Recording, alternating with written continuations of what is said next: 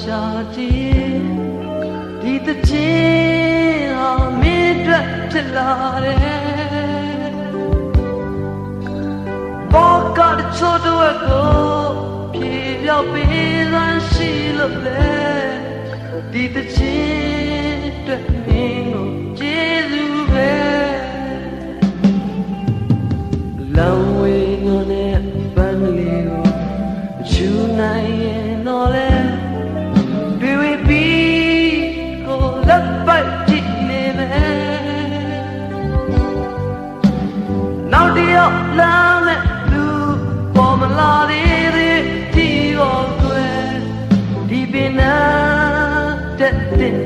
ပန်းကလေးရဲ့အသေးနေတော့ချစ်တယ်မပြော